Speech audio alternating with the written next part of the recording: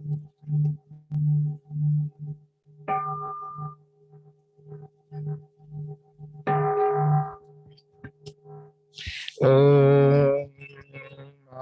Mani Padme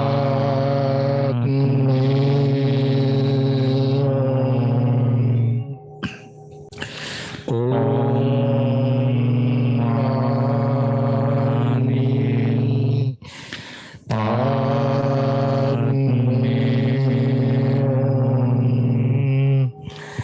Om Mani Padme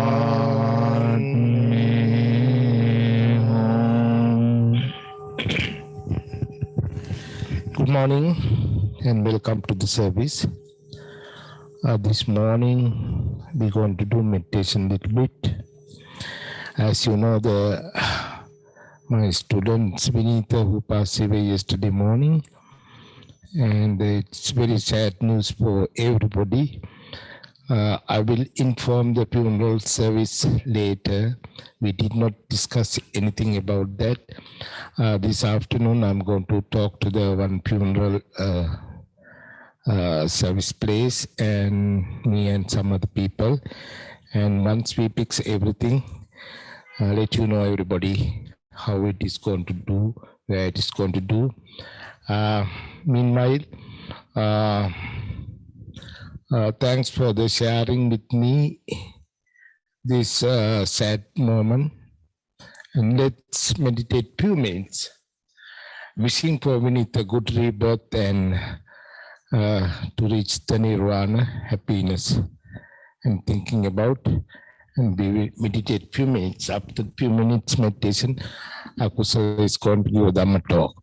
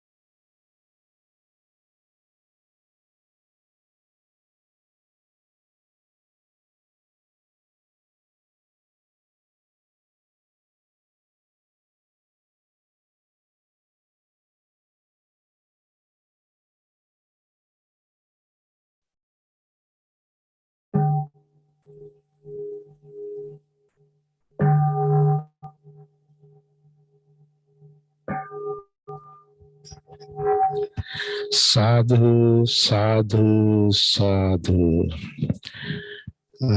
Kusala, you can start your talk.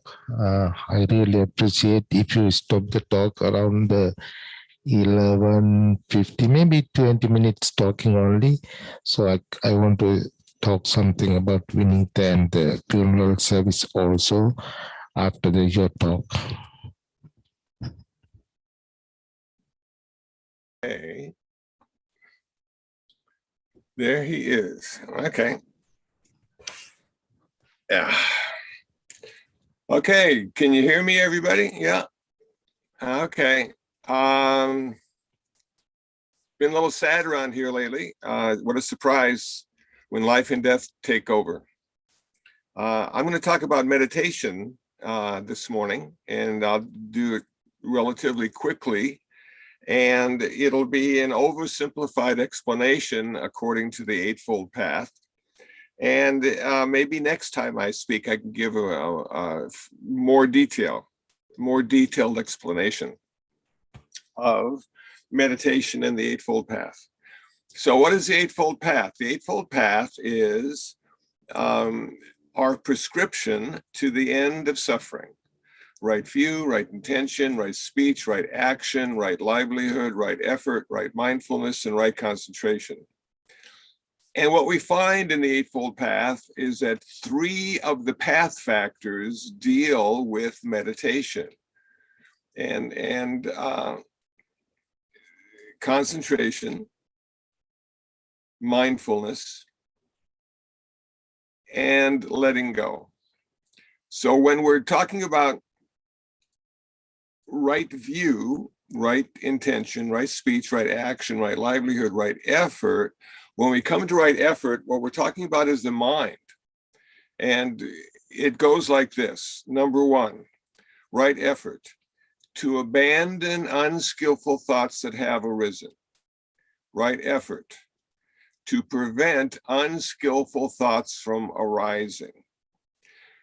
Explanation, unskillful thought, greed, hatred, and delusion. Greed, hatred, and delusion. Attachment, aversion, and ignorance. Then we want to maintain skillful thoughts once they've arisen and create skillful thoughts that have not yet arisen.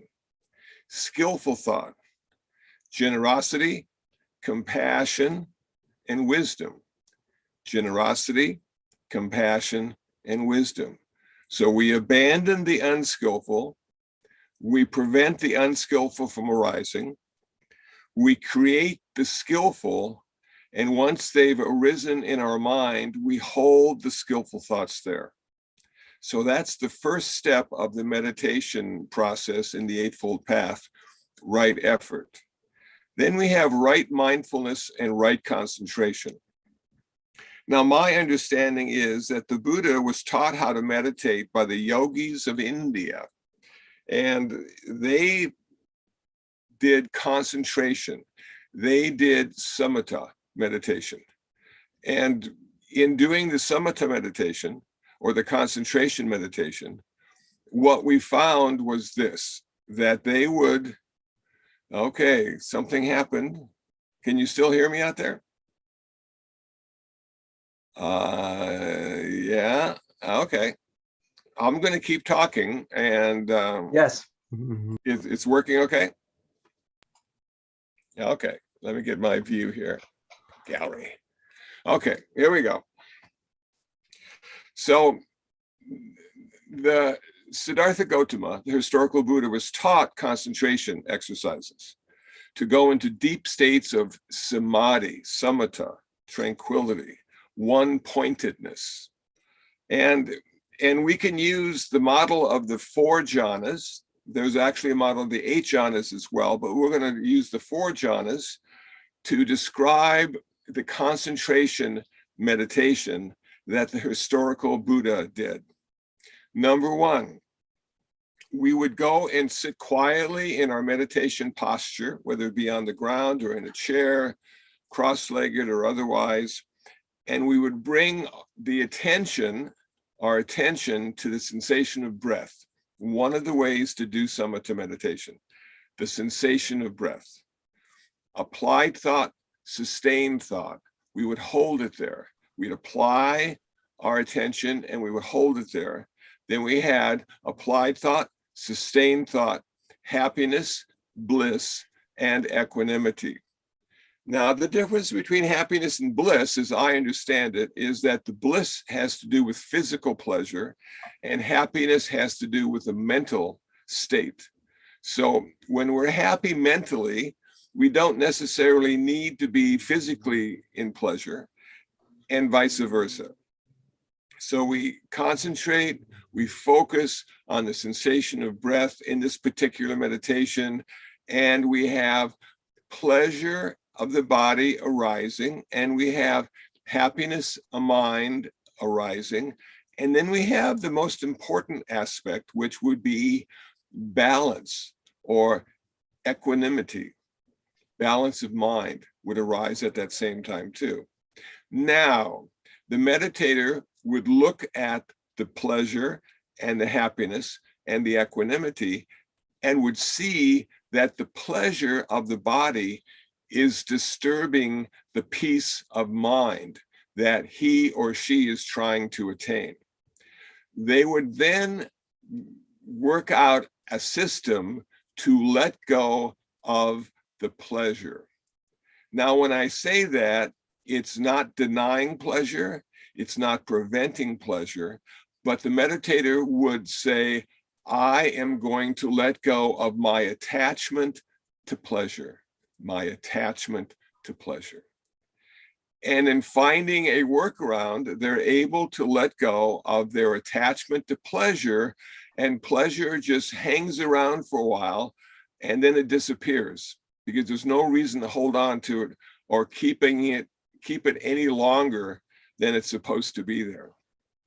Okay, without the pleasure, the mind becomes more peaceful, and then we have two more things to deal with: happiness and equanimity. Now, whereas the pleasure was like throwing a boulder into a quiet forest pond, happiness is like throwing a pebble into a quiet forest pond. The ripples are much smaller, and they don't aggravate the peace of mind quite as much as the pleasure did, but it still distorts. It still distorts our reality. In the same way, if you were looking in a quiet forest pond and looking at your reflection, even throwing a pebble in there would create little riplets, which would distort the reflection. And that's what the happiness is doing. It's distorting our experience of the world around us. So the meditator would say, I am trying to attain peace. I don't want to be distracted by happiness. I need to let go of my attachment to happiness. And when I finally am able to do that, I'll be able to see the world in a much more realistic way, without the physical pleasure, without the mental happiness. The meditator finds a workaround, is able to let go of the attachment to happiness. When happiness has served its purpose, it falls away. And now we have one characteristic left, which is equanimity, balance, peace of mind. And we reside in that. We stay there and we keep our focus on the sensation of breath, and we go deeper and deeper into one-pointedness. And now the only thing that exists in our mind is balance, peace, peace of mind. The gong rings. We come out of our meditation, we start to feel a little bit lighter, a little bit more transparent than we did before we went into our meditation. The happiness, the sadness, the pleasure, the pain, the equanimity all come back and take their places as they did before, but they're not quite as severe. So each time we meditate, we're actually making progress. We're able to come back a little bit lighter and a little bit wiser and see the world in a little more realistic way each time. Now, when I talked about letting go of the attachment to pleasure, the other side of pleasure is pain. And what we want to do is we want to let go of the aversion to pain. So we let go of our attachment to pleasure and our aversion to pain. Now, if you've meditated for any length of time, you realize that pain ultimately arises, or at least a subtle discomfort in the body because of the sitting posture and the time spent in that posture. And our first reaction would be to move and break that cycle of pain and come to a place of comfort. But every meditator knows that comfort is hard won and is lost so easily, that it comes and it goes. In the same way pain comes and goes. In the same way pleasure comes and goes. So there's a certain level of acceptance after you've meditated for a while that allow you to have the pleasurable experiences of your meditation practice and not be attached to it. And it also allows you to have the pain or discomfort of your meditation practice and not have aversion to it. Now, the other side of happiness is sadness. And if we can figure out a way to let go of our attachment to happiness, we might succeed in letting go of our aversion to sadness. And when those mind states arise, we simply sit with them. We simply let them arise, exist, and pass away. We no longer need to be that person who's feeling the pain or discomfort. It simply becomes pain and discomfort. We no longer need to be the person feeling the pleasure and happiness. It's simply pleasure and happiness arising, existing, and passing away. We don't need to identify it with it any longer as our meditation practice goes through the days, weeks, and months. Now, this may all sound rather fanciful. It may all sound unrealistic, but anybody who's meditated for any length of time will have experienced all these mind states. And ultimately, our goal in this samatha meditation, in this tranquility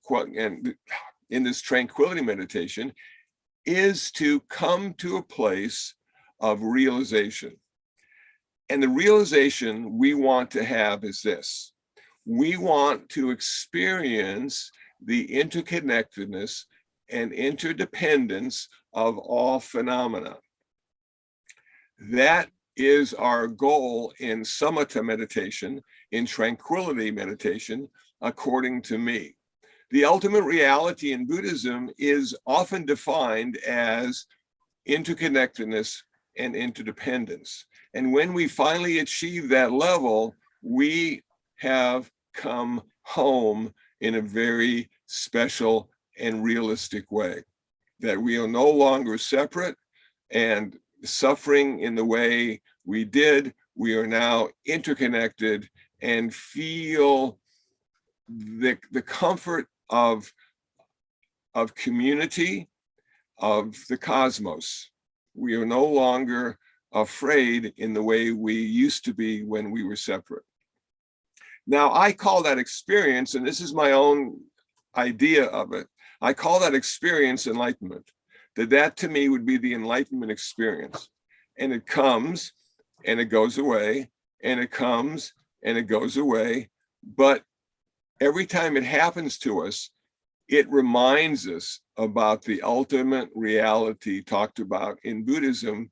And in the Mahayana tradition, they call it emptiness.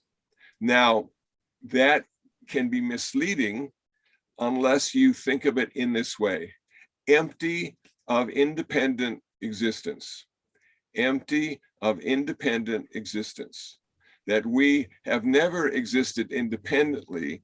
That is the feature that the ego shines on the world around us. The ego makes us separate because we need to be able to use the environment in order to stay alive and exist. And we can't use that environment if we are one with it. So we need to be separate from it. We need to be separate from the door so we can enter and exit. We need to be separate from the car so we can drive it and park it. We need to be separate in most of the things that we do. But this spiritual practice now is giving us a chance to reconnect with the world in a very special way. Now, the last part is mindfulness. There's 4 kinds of mindfulness: mindfulness of the mind, mindfulness of mental objects, mindfulness of sensations, mindfulness of the body. I'm going to talk about mindfulness of sensations as a way of introducing vipassana meditation. And my first teacher, Shinzen Young, used to talk about the scanning method, that you would start at the top of your head and go to the tip of your toes and back up to the top of your head. And you would be looking for sensations in the body or in the mind. And it's not as complicated as it sounds, because we only have 3 sensations, according to Buddhism. We have the sensation that's pleasant, we have the sensation that's unpleasant, and we have the sensation that's neutral. And because it's a neutral sensation, we don't spend a lot of time with it. It doesn't catch our attention, and we generally just pass it by. We're more concerned about the sensation of pleasure or happiness, or the sensation of pain or discomfort or unhappiness. And we would simply stop at those sensations. Say we had a sore knee from sitting on the floor, and we would find it as being uncomfortable. And we would simply note that we had an uncomfortable sensation. We wouldn't go any further into it. We wouldn't diagnose it.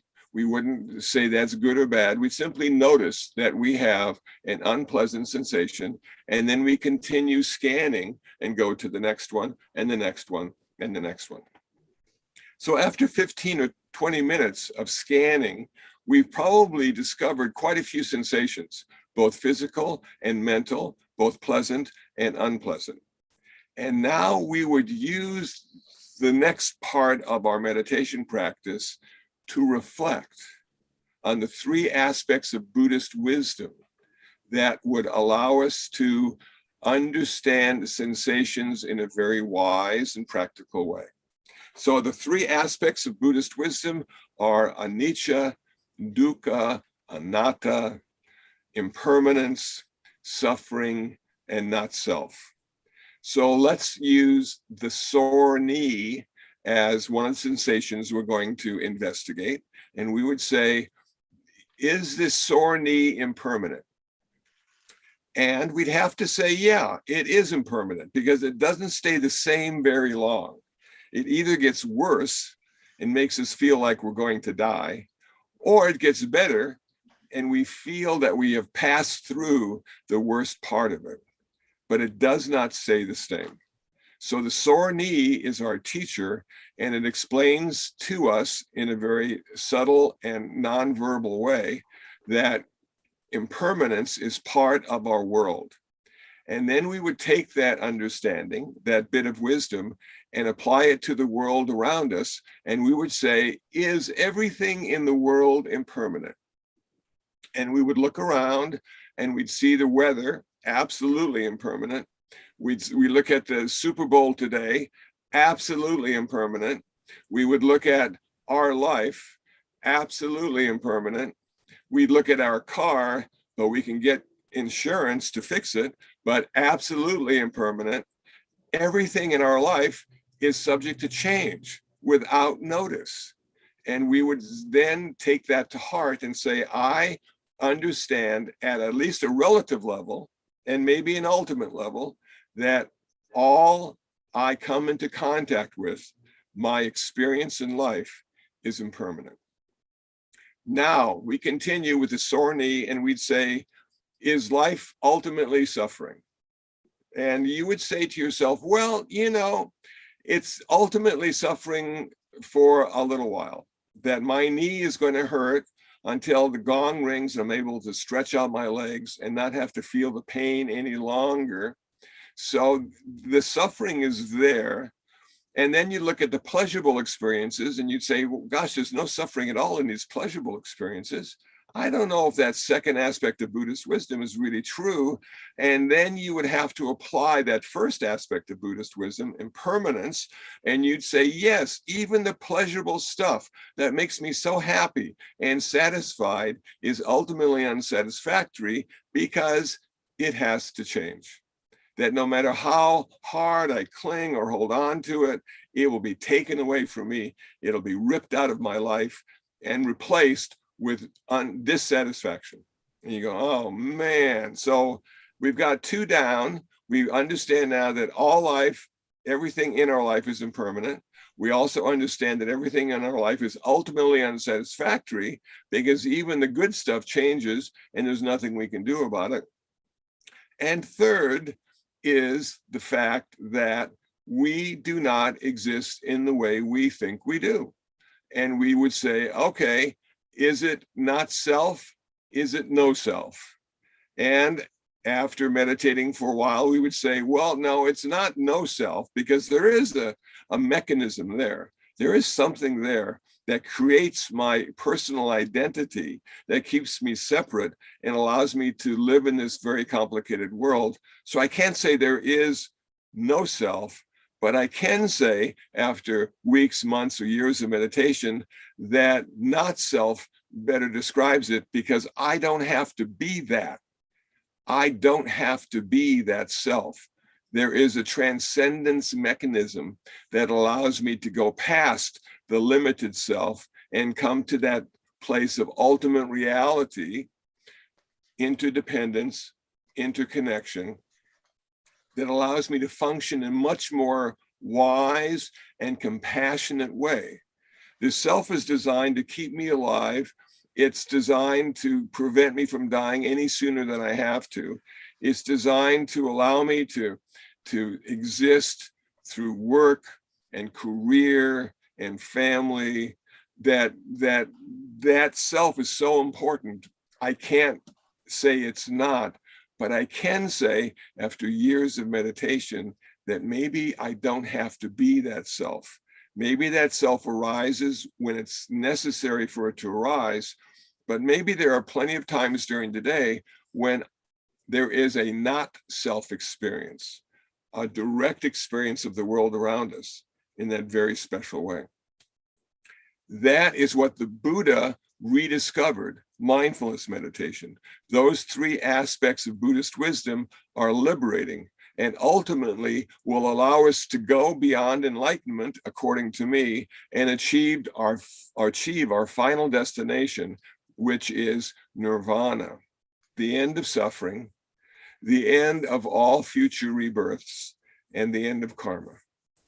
So you can see that one can lead to the next one, or one doesn't have to lead to the next one. One can simply stay with enlightenment, be a bodhisattva, reduce the suffering in the world, or one can achieve nirvana and be an arhat and never have to be reborn again.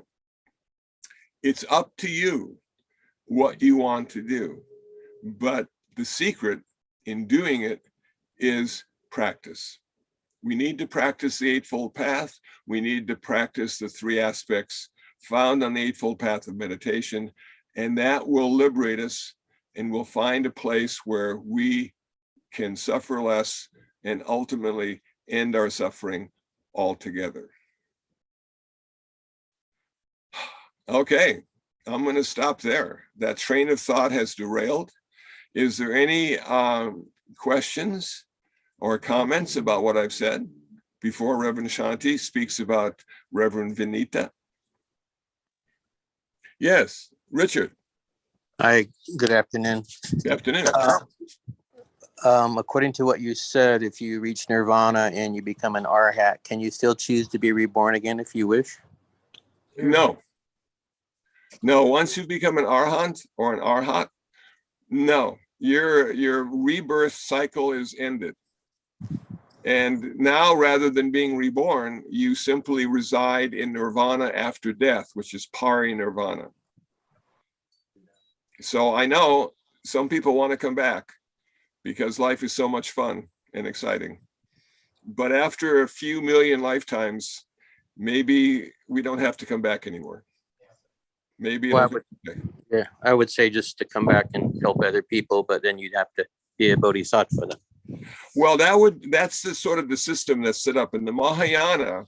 The idea is not really to go towards nirvana right away.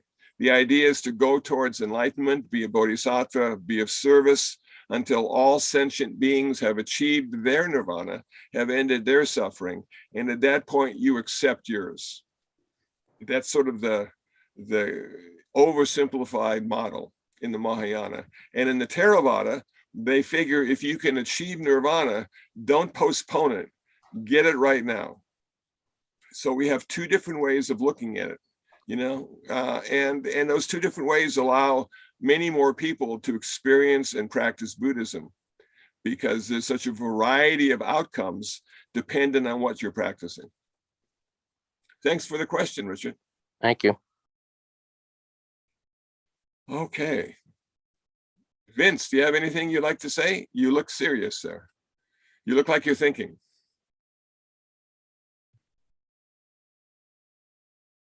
Okay. Not really. I just I do practice the sensation of body and scanning, and I enjoy that quite a bit. I guess I did, and I really don't know. I do a little bit of counseling, and sometimes I work with clients, and I often get clients who have difficulty sort of with the process of meditation. And is there any tips you can give with respect to that? Maybe helping them, become more comfortable with it. I've had people say, well, it doesn't work for me. And, Yeah, okay. I would say that you encourage them just to do it and not have any expectations. And they don't have to do it a lot. They could do it 10 minutes a day. You know, in fact, if you're dealing with sensations, you brush your teeth and feel the sensation of the toothbrush on your gums. And that could be a form of meditation. So it doesn't need to be classical. It doesn't need to be done at a meditation center. Most of our meditation practice will not be done at a meditation center. We will do it alone in our houses, in our apartments. But the main thing and the hardest thing about meditation is doing it, because it's such a simple process and the results are not necessarily apparent right away, but something's going on. And just because we don't see it right away doesn't mean it's not working. So the idea would be not to have faith in meditation, but to have confidence. That the confidence, if I want to be, and I'll just oversimplify it, if I want to be a better person and be more sensitive to the world around me, I need to meditate. And better person can mean a lot of different things to a lot of different people. But I think the idea of generosity, compassion, and wisdom as being a better person is a nice model to think about. Thanks, Vince. Hey, Holly. Come on. Okay, I guess all the questions have been answered, and it's time to send it back to the Zendo. Thank you all for tuning in. All right, thank you, Kusala. I just want to say a few things about the Vinita. You all know who he is. He's the person every time sitting in middle of the Zendo and recording all the Dhamma talk last, I don't know how many years, at least 6-7 years. He's doing like that. He's the arranging Sunday service. He's talking to different Dharma teachers and arranging this week, this person, next week, that person, he's doing that one. Plus, all the work's doing, he's going to the bank, he's paying all the account, that meaning all the bills, and he's take care of the maintenance, so many things, and helping to us and doing some good work and going to the other temple also. He was here since 2012. He's my only student. He came to Sri Lanka 1998, I believe, 98 to 99, and he became a Samanera there. Then he studied there. Then 2006, he became a higher ordination, Upasampada. So then after that, he come to here 2012. So I lost like my right hand, basically. And it's very sad. He's young. He's almost 39, I believe. And so this afternoon, myself and Mr. Sai Maharjan, we're going to talk to the one funeral service in Hollywood. It's called Hollywood Forever. It's Santa Monica Boulevard. I think 6,000, number 6,000, Santa Monica Boulevard, Santa Monica and Western area. We're going to discuss with these people regarding the funeral service. I was thinking to do it Saturday or Sunday, coming Saturday or Sunday. Basically, Saturday and Sunday both, they are mostly, when I talk with them by telephone, they say they cannot promise because those places basically book ready, mostly weekend. So however, I go with Mr. Sai and myself and Chansara, we're going after service, and we're going to discuss about those programs, how to do, where to do, how much cost, that's also big things in here. And however, we try to arrange, I hope some of our members will help. Of course, temple have to do also. So I let you know for everybody, what the program, possibly weekend, maybe weekdays, evening or afternoon or whatever time, we cannot say anything. And if you like to join, you can join. I believe there are limited people. We can join only limited people because of the COVID. I don't know that rules and regulation right now. It's up to this funeral people. They will say, okay, we can have only this much people or whatever. So if you want to join, you can join. It depends how many people can attend it. And the same time, I was thinking, basically, in our tradition, we do 7 days Dana service, Dana ceremony. I'm thinking to do 7-day Dana ceremony, which is going to be a Saturday again.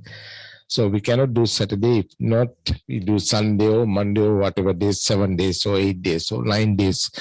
Doesn't matter. Still, I don't know where I'm going to do.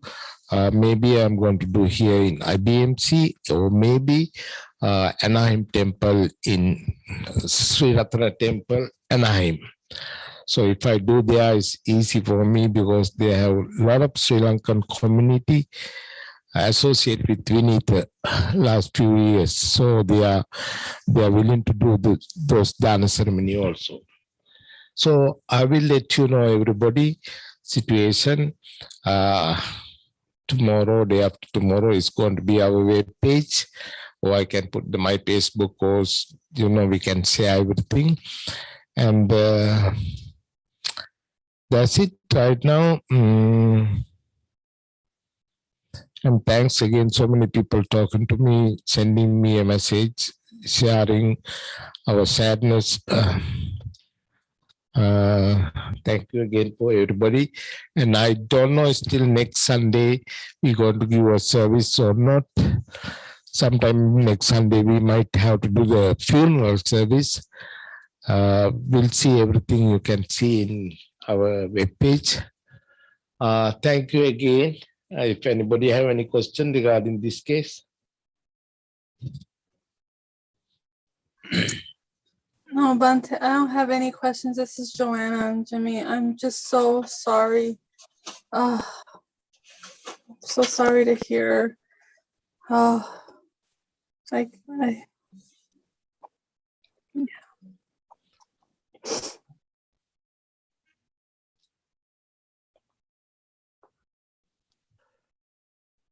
All right.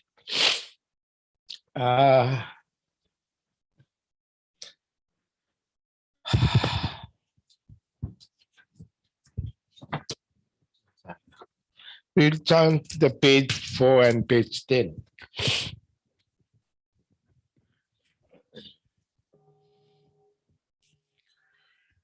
Namo tassa bhagavato arahato samma sambuddhassa. Namo tassa bhagavato arahato samma sambuddhassa. Namo tassa bhagavato arahato samma sambuddhassa. Buddhang saranang gacchami, Dhammang saranang gacchami, Sangham saranam gacchami. Since Beings are numberless, I vow to save them all. Deluded impressions are inexhaustible. I vow to end them all. Dharma gates are limitless. I vow to study them all. Buddha's way is supreme. I vow to attain it. May suffering ones be suffering free. Yes, of your me. May the grieving shed all grief, and the sick find health relief. May all merits be extended to everyone, that we, together with all beings, may gain Buddha's way. Om Mani